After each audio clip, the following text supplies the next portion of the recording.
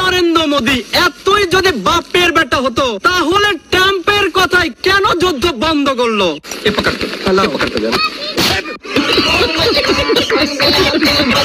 ভারতকে স্মরণ করে দিতে চাই, বাংলাদেশের উপরে দাদাগিরি করেছেন হাসিনা থাকা অবস্থায়। পাকিস্তানের সাথে দাদাগিরি করলে আপনার 20টা পাকিস্তান ভেঙে ফেলার সক্ষমতা রাখে।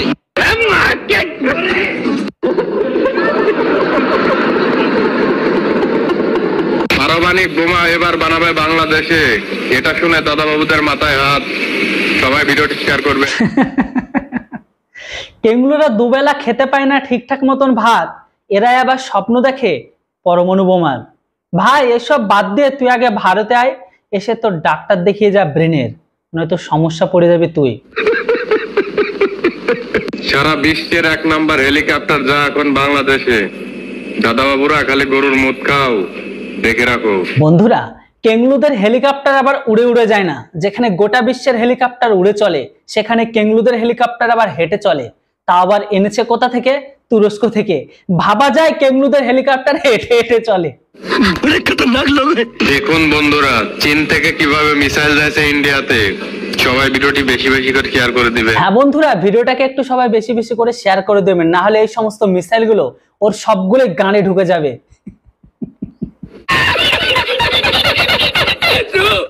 मोदी के बच्चा सुन ले, मैं बांग्लादेशी है, पाकिस्तान मेरा भाई है। পাকিস্তান তোদের ভাই হবে কি আব্বু হবে? এতে আমাদের बाल छिड़ा गया। मोदी के बच्चा सुन ले, मैं बांग्लादेशी है, पाकिस्तान मेरा भाई है। পাকিস্তান হচ্ছে তোদের ভাই আর তুই হচ্ছিস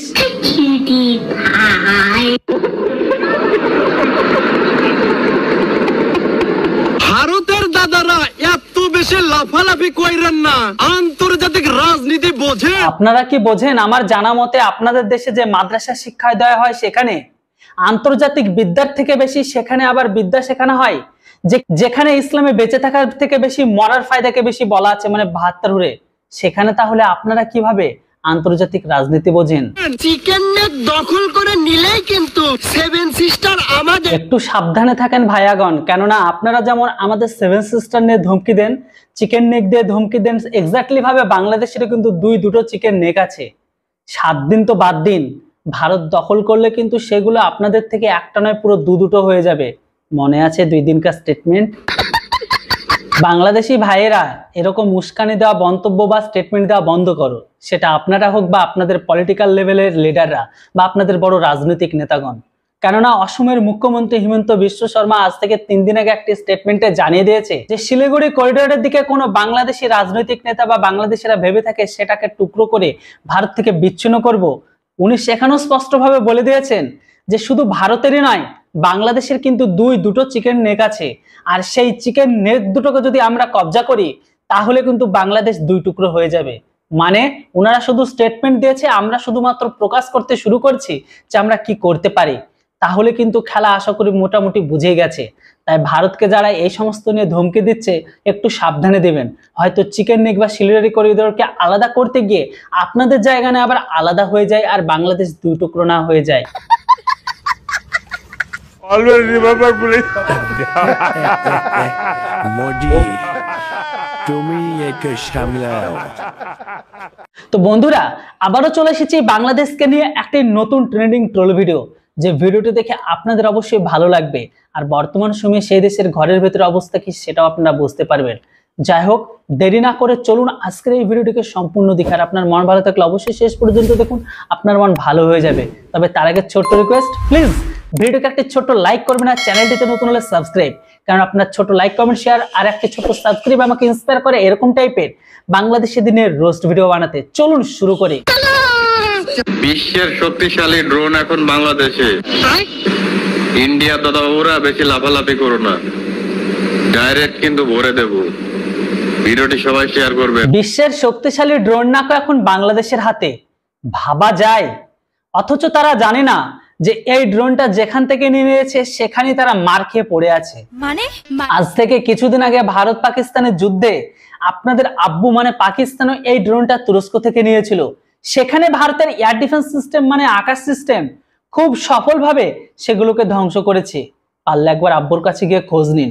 তবে জানি না ওটা পাকিস্তানের কোনো কাজে আসেনি, তবে বাংলাদেশের এই ড্রোনগুলো দিয়ে আপনাদের বর্তমান সময়ে পাহাড়ের পার্বত্য মানে চট্টগ্রাম এলাকায়, সেখানে সেই সমস্ত আদিবাসীদের খুঁজতে আর আপনাদের ধানের জমিতে ওষুধ স্প্রে করতে কাজে আসতে পারে, ভারতের বিরুদ্ধে যুদ্ধে নয়। নিঃসন্দেহে তুই ঠিক কথা বলেছিস। সারা বিশ্বের 1 নাম্বার হেলিকপ্টার যা এখন বাংলাদেশে। বিশ্বের সেরা এয়ার ডিফেন্স সিস্টেম বাংলাদেশে পাওয়া যায়, বিশ্বের সেরা ড্রোন বাংলাদেশে পাওয়া যায়, বিশ্বের সেরা মিসাইল বাংলাদেশে পাওয়া যায়, বিশ্বের সমস্ত কিছুই বাংলাদেশে পাওয়া যায়। তবে এইগুলো কারো কাজে লাগুক বা না লাগুক, বাংলাদেশের কি কাজে লাগবে সেটা বাংলাদেশিরা জানে। তবে এই মুহূর্তে একটা জিনিস ভালোভাবে জানি, বিশ্বের সব থেকে আস্ত বোকাচোদাগুলো কিন্তু এই বাংলাদেশের ঘরের ভেতরেই পাওয়া যায়। পুরো আল্লাহ নিচে জমিন, কথা সত্য। দাদা বাবুরা খালি গরুর মুত খাও, দেখে রাখো। হ্যাঁ রে কাংলু, দাদা বাবুরাই শুধু গরুর মূত্র খায়, আর তোরা উটের গানের ভেতরে হাত ঢুকে তোরা তো মহব্বতের শরবত খাস, তাই না? এই দেখ ভিডিওটা।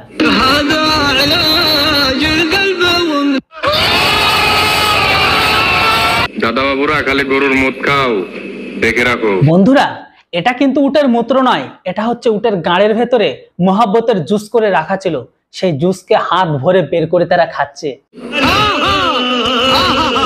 ডক্টর ইউনূস সাহেবকে আমি অনেক অনেক ধন্যবাদ জানাই, তার কারণ বাংলাদেশের আকাশ সীমানা রক্ষার জন্য বাংলাদেশের অত্যাধুনিক মেশিন আকাশে উঠছে। বাংলাদেশের লুঙ্গি দিয়ে তৈরি অত্যাধুনিক যুদ্ধাস্ত্র আর উটের মূত্র দিয়ে চালিত এই যুদ্ধজাহাজ বাংলাদেশের আকাশে উড়ছে বাংলাদেশকে সুরক্ষা দেওয়ার জন্য। চীনা থেকে কি অত্যাধুনিক মেশিন কিনছে দেখুন, সবাই ভিডিওটা শেয়ার করে সবাইকে দেখার সুযোগ করে দিবে। বন্ধুরা, ভিডিওটাকে একটু ভালো করে সকলে শেয়ার করে দেবেন, এর সাথে সাথে উনার কমেন্ট বক্সে গিয়ে একটু গালাগালিও করবেন। তার মধ্যে একজন গালাগালি করে এটাই লিখেছে কমেন্টে যে ওই মেশিনের ভেতরে ভরে তোর পোঁতরা মারতে হবে। আরেকজন তার কমেন্ট বক্সে এটাও লিখেছে ওই মেশিনটা কি তাহলে লুঙ্গি পরে চালাতে হবে। আরেকজন লিখেছে এই মেশিনের জ্বালানি কেনার ক্ষমতা আছে তোদের। বাংলাদেশের মাদ্রাসা ছাপেরা কতটা মূর্খ আর কতটা গান্ডু এটা দেখে বোঝা যায় যে এরা হাত দেওয়া পর্যন্ত বুঝতে পারছে না যে গরুর মূত্র কোনটা আর গরুর গোবর কোনটা। ময়ূক দাদা, তুমি যদি আমার এই ভিডিওটি দেখো দাদা, অবশ্যই কিন্তু শুভেন্দু অধিকারীকে এই ভিডিওটি দেবে দাদা, তার কারণ আমাদের বাংলাদেশে কিন্তু অনেক গুমূত্র পাওয়া যাচ্ছে। এই দেখো কত গুমূত্র দাদা, তার কারণ আমাদের বাংলাদেশে কিন্তু অনেক গুমূত্র পাওয়া যাচ্ছে। এই দেখো কত গুমূত্র দাদা। আরে মাদ্রাসা ছাপ, ওটা গোমূত্র নয়, ওটা হচ্ছে গোবর। আগে ভালো করে মাদ্রাসায় এটা চিনে আয় কোনটা গোমূত্র আর কোনটা গোবর বলে। যদি তোমরা আমাদের কাছ থেকে এই গুমূত্র নাও দাদা, তাহলে আমরা কিলোতে 5 টাকা করে কম নেবো দাদা। আর যদি মানুষের গুমূত্র যদি চলে দাদা, তাহলে ওটা আমরা মাংনা দিয়ে দেবো দাদা, গাড়ি ভাড়া সহ দাদা। খালি 1 মিনিট ফোন দিবে দাদা আমাকে, এই দেখো কত গুমূত্র, এগুলো আমরা জৈব সার হিসেবে ব্যবহার করি দাদা। তোমরা যদি চাও তাহলে অবশ্যই আমরা কোনো গাড়ি ভাড়া লাগবেন না, আমরা মানুষের গুমূত্র পাঠিয়ে দেবো দাদা। অবশ্যই এই ভিডিওটা শুভেন্দু অধিকারীকে দেবে দাদা, অবশ্যই দেবে দাদা। মাদ্রাসায় তো তোদের এটা এখনো পর্যন্ত শেখায় না কোনটার কি কাজ আর কোনটাকে কি বলে। যেমন গোবর সারগুলো জমিতে দিলে জমির উর্বরতা বৃদ্ধি করে, ঠিক ওটাকেও এখন তোরা ভালো করে তোদের গোমূত্র দিয়ে একসাথে মিক্সচার করে ভালো করে দেহের গোটা শরীরে মেখে একটু রোদে বসে থাক। ওটার থেকে যে তোরা উর্বরতা পাবি, মানে তোদের যে ব্রেন খুলবে, তোরা বুঝতে শিখবি যে কোনটা গোমূত্র আর কোনটা গোবরকে বলে। কেননা এই মুহূর্তে তোরা যেভাবে ভারতীয় মিডিয়া আর ময়ূক রঞ্জনকে যেভাবে তোরা গালাগালি করছিস, না হলে তোরা এখনো পর্যন্ত এটা বুঝতে পারবি না সারাদিন ময়ূক রঞ্জন আর ভারতীয় মিডিয়া ভারতের দাদাবাবু করতে করতে তোদের সবকিছু শেষ হয়ে যাবে। অন্তত তোরা গোমূত্র আর গোবর একসাথে মিশিয়ে শরীরে লাগা, অন্তত তোদের ব্রেনটা খুলবে, তাহলে তোরা সঠিক জিনিসটা চিনতে পারবি যে কোনটাকে গোমূত্র বলা হয় আর কোনটাকে গোবর বলা হয়। কেননা এখন তোরা কোনোটাই চিনিস না। দাদাদের কাছে আমার সরল মনের একটি নরম প্রশ্ন, মেয়ে গরু যদি মা হয়, ছেলে গরু কি দাদাদের বাবা হয়? দেখ ভাই, এরকম প্রশ্ন আমরা করলে তো তোদের থেকে অনেক করা হবে। কেননা তোরা তো মা জান থেকে শুরু করে ফুপু জান, চাচি জান, এরকম ভাবে সকলকে তো জান করে দিস। তাহলে তোদের কাছে প্রশ্ন আমার একটাই, যে বিবি জানটা কি হবে? দাদাদের কাছে আমার সরল মনের একটি নরম প্রশ্ন, মেয়ে গরু যদি মা হয়, ছেলে গরু কি দাদাদের বাবা হয়? আমারও সাদা মনের সহজ সরল প্রশ্ন একটা, যে মামার মেয়ে যদি নিজের বউ হতে পারে, তাহলে নিজের বোন বউ হবে না কেন? Relax, you not for mind. India যদি আমাদের যুদ্ধের ভয় দেখায় তাহলে আমরা জুম্মার নামাজ দিল্লিতে আদায় করব ইনশাআল্লাহ। ভারত যদি বাংলাদেশিদের যুদ্ধের ভয় দেখায় তাহলে তারা জুম্মার নামাজ আদায় করতে বাংলাদেশে নয় বরং ভারতের দিল্লিতে আসবে। হ্যাঁ ভাই, সবটাই ঠিক আছে, তবে আসার আগে পাসপোর্ট অবশ্যই নিয়ে আসিস, কেননা তোদের দেশের অবস্থা দুবেলা দুমুঠো খেতে পাচ্ছিস না।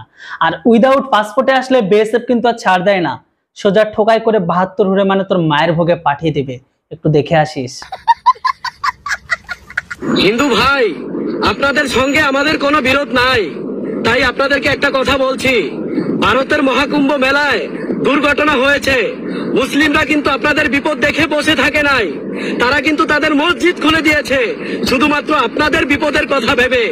আচ্ছা ঠিক আছে, আপনাদেরকে রক্ষা করার জন্য। তাই বলছি, হিন্দু মুসলিম ভাই ভাই, হিন্দু মুসলিমদের মধ্যে কোনো বিরোধ নাই। দেখুন, বাংলাদেশের এই ইসলামিক ব্যক্তি বলছে হিন্দু মুসলিম ভাই ভাই, অন্যদিকে আবার সেই ঘরের আরেক ইসলামিক ব্যক্তি বলে হিন্দু আমাদের কি করে ভাই হয়। আরে হিন্দু কি করে আমাদের ভাই হয়? হিন্দু আমাদের ভাই না, এটা ভুল বলছি, আগে ভুল। ভাই তোদের কাছে প্রশ্ন একটা, একই জাতের ভিন্ন তত্ত্ব ভিন্ন মত কি করে হয়? হিন্দু মুসলিম ভাই ভাই, হিন্দু মুসলিমদের মধ্যে কোনো বিরোধ নাই। তাই বলছি হিন্দু মুসলিম ভাই ভাই, হিন্দু মুসলিমদের মধ্যে কোনো বিরোধ নাই। উটের গাড়ের ভেতরে হাত ঢুকিয়ে মোহাব্বতের জুস খাওয়া এই সমস্ত ইসলাম প্রোডাক্ট গ্রহণকারী মানুষগুলোর ব্রেন পুরো শর্ট আউট হয়ে গেছে।